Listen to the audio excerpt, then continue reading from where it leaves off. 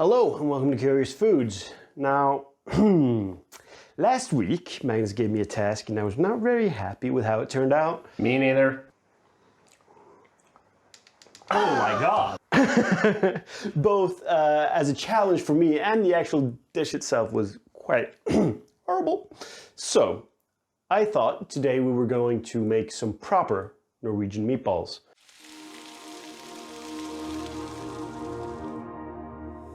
The first thing that we're going to do is make the pea stew. We didn't do this last week, but this is actually quite traditional. It's mushed peas. Yeah, that's about it. It's mushed cooked peas.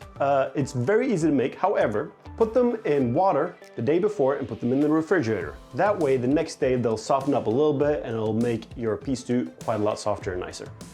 All right, so. Did you say the day before? Yeah, the day before. Yeah, that was my bad as well. Minimum of 12 hours.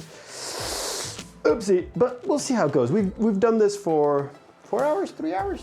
4 hours at least. So we'll see how that goes. I think the only difference if you don't put them in water long enough is that they'll be a bit harder and you might need to cook them a little bit longer. Now that our peas are in our pot. What? Peas in the pot? Okay, so now all we have to do is wait for our peas to be brought up to a boil, and when they do, you want to reduce the heat just a little bit so that they just simmer away for about 45 minutes to an hour. You also want to remember to put the lid just a little bit off so some of that water is evaporated a while ago. All right guys, welcome back. I almost burned down the house because all the water had evaporated, so just be very careful when you're doing this that you have enough water in your pot when you're boiling your peas. The next step we're gonna do is just boil some potatoes. Let's see if I can do that without, you know, killing someone. My hopes aren't that high. There's something about Norwegian food that you just... It's simple food with pretty decent like ingredients, to be honest. There's a lot of potatoes. There's a lot of cabbage, some meat. Yeah, it's very simple food, to be honest. All right, so regular potatoes, just peel them. Now you can technically like keep them unpeeled, whatever you like, but traditionally it's peeled.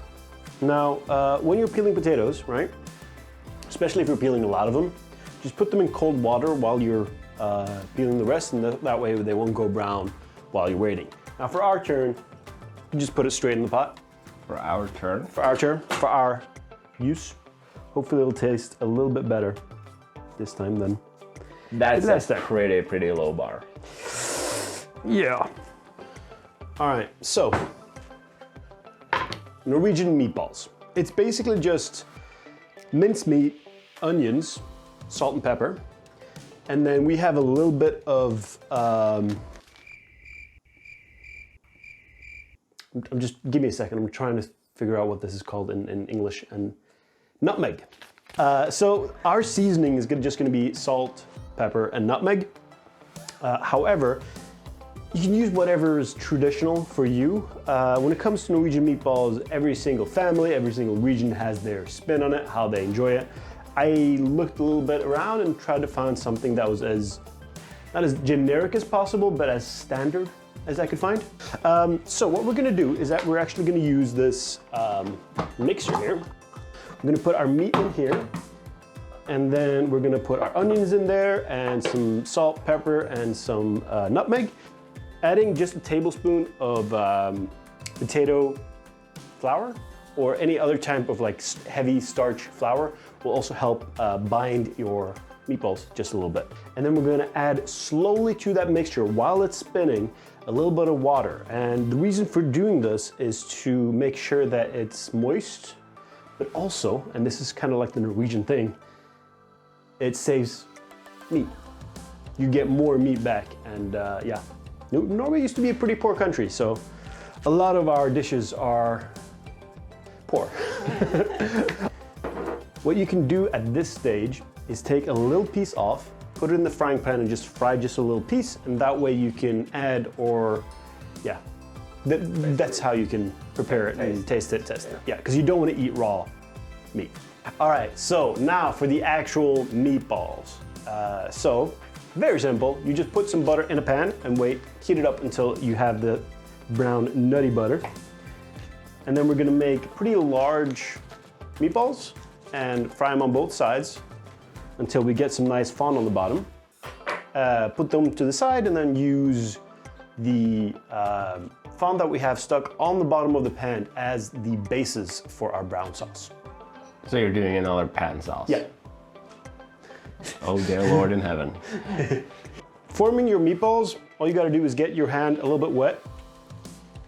Take a good, topped spoon of meat farce, I guess you'd call this, and just try to form it into a ball with the spoon and your hand to get something like this, okay? And then plop it in your pan.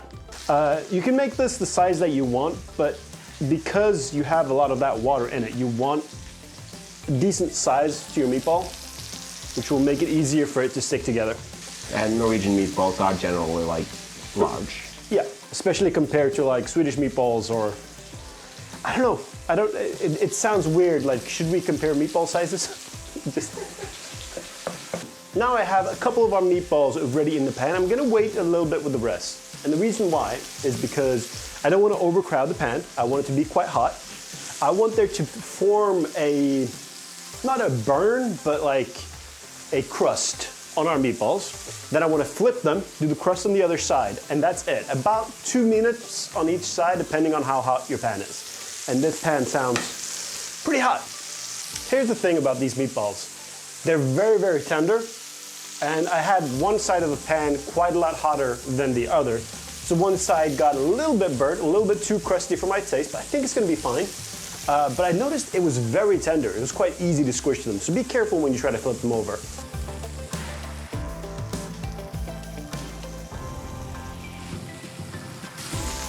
Now that they've gotten a little bit, about 2 minutes on each side, you don't want to overcook these. We're gonna put them to the side. They are gonna be raw in the middle still, but I'll show you a trick how we fix that later. So now we're making the last of our meatballs. I'm gonna just check on my peas and my potatoes and see how they're doing. And as you can see here, the shells of the peas have started to remove themselves. And I think this is a pretty good thing. It means that stuff is starting to happening. But even now I can feel when I'm doing this, I can feel that they're still quite hard. So there's still quite a lot of time left for that. As for the potatoes, what you can do is take a small knife and stab them. And you want little to no resistance when you're doing that. And those still needed a couple of minutes. So yeah, we're on track. All right, it's time for the pan sauce. We really screwed this up last time, so hopefully this is gonna be better. We're gonna start the same way though. It's time for Martin's redemption. Yeah, lots of butter. Lots of butter. About 2 tablespoons. You can use more, you can use less, depending on how you want it. Now, next thing you want is just a little bit of wheat flour. You can use this, you can make this without it, but with the wheat flour, it should thicken up just a little bit better.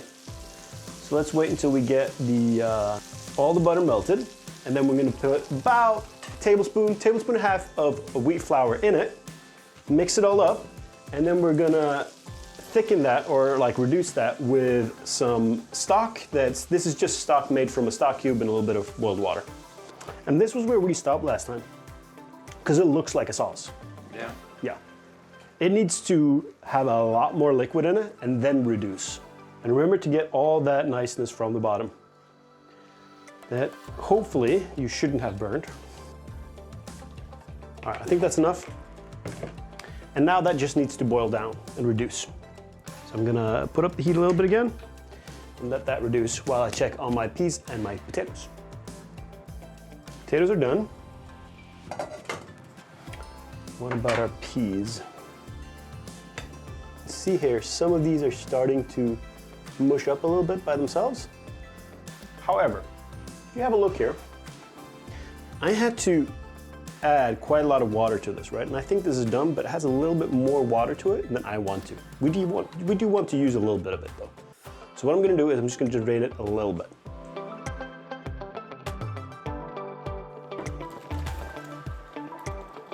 Last knob of butter. A little bit of salt. The butter is already salted, so you don't need that much. And where's our black pepper? Now here you can add quite a lot of herbs. You can add mint or parsley or whatever you want. We're keeping it simple for now though.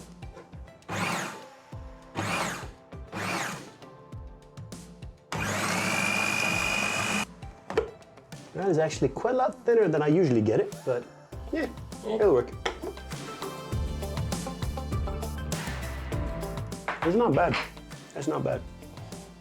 A little runny, a little too juicy, but next step, let's put our meatballs back into our brown sauce here, which is starting to come along actually, a little bit, yeah.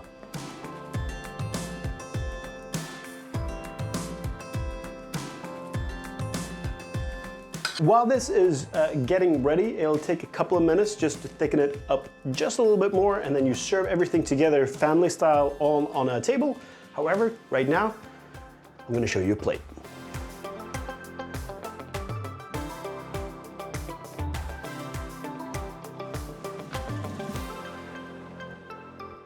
Oh, those are really, really juicy meatballs.